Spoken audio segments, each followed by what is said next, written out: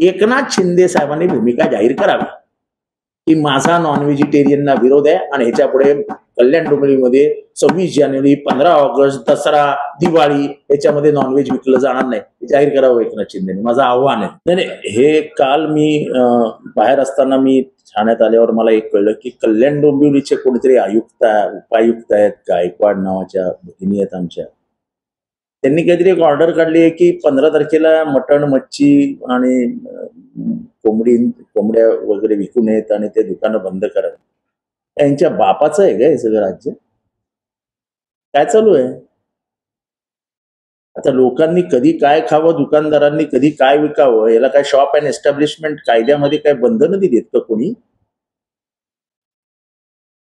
काय कुठली बंधन आहेत का कोणावरती? काय काय तमाशे लावलेत?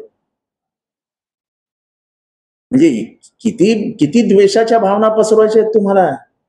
अरे बहुजन समाजाचा डीएनए हा मांसाहारी आहे,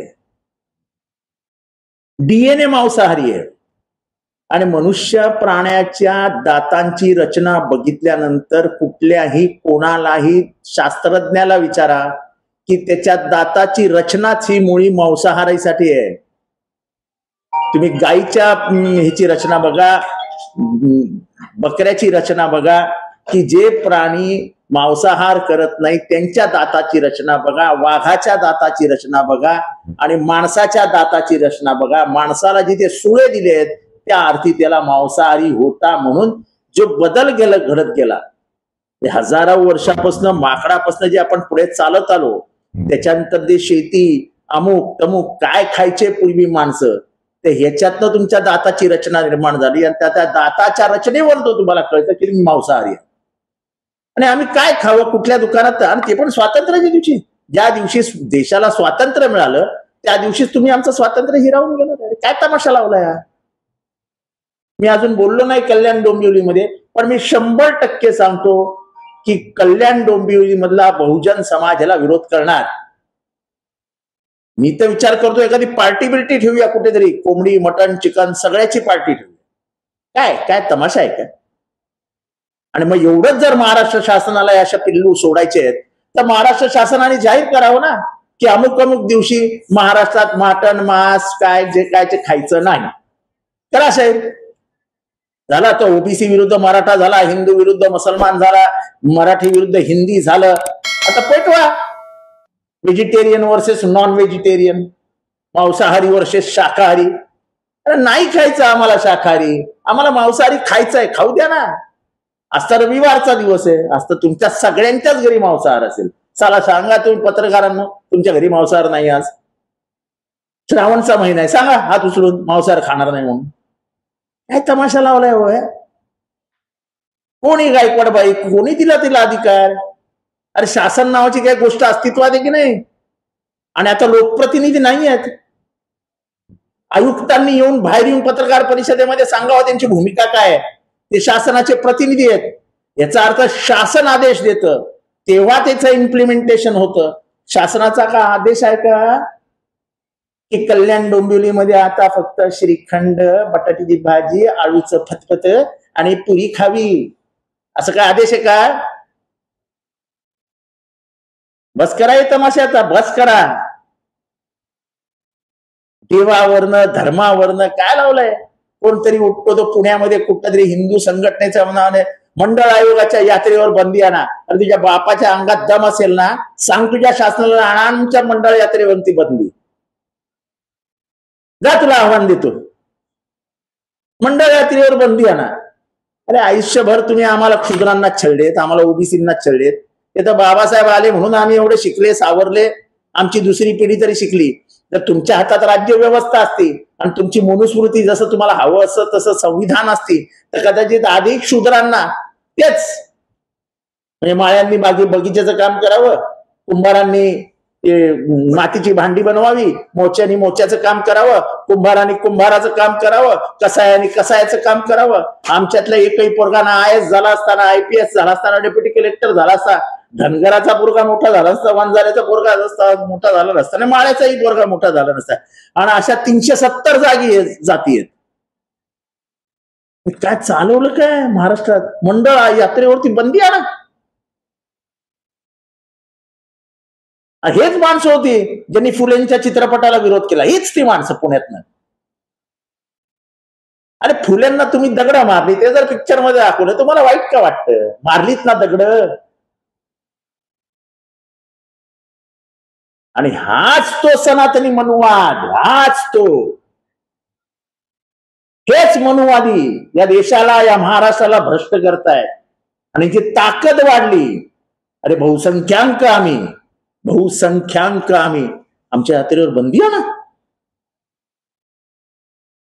शासनाने परवानगी देऊ नये. अरे तुझ्या शासनामध्ये एवढी चालते ना, जा बस जा शासनाकडे, आणि शासनात हिंमत असेल तर बंदी आणून दाखवा.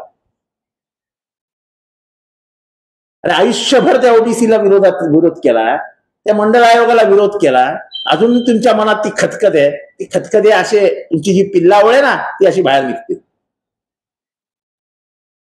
तर अशा प्रकारचे आदेश काढणं, जनभावना दुखावणं आणि त्याच्यानंतर जनतेतून आलेला उद्योग.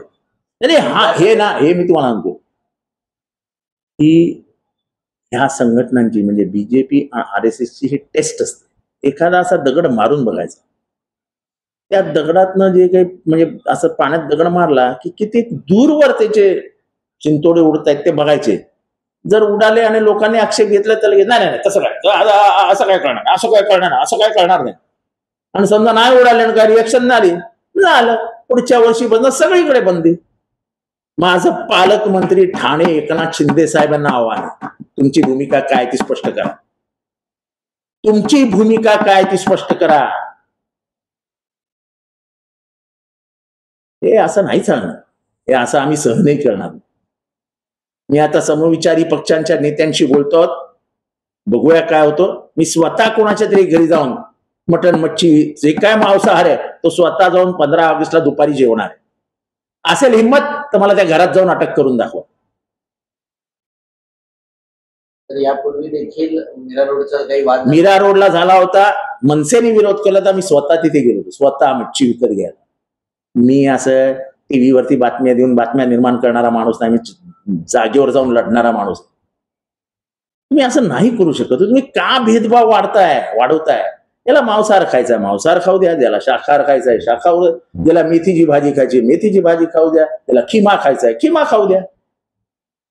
तुमचा आक्षेप कशासाठी? तुमचा आक्षेप आहे कशावर नेमका?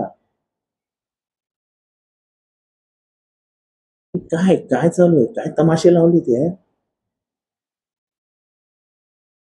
मध्यंतरी प्रताप सरनाईक असं म्हणाले होते, प्रयोगशाळा केली जाते एका विभागांची या ठिकाणी. ते त्यांनीच बघावं होतं.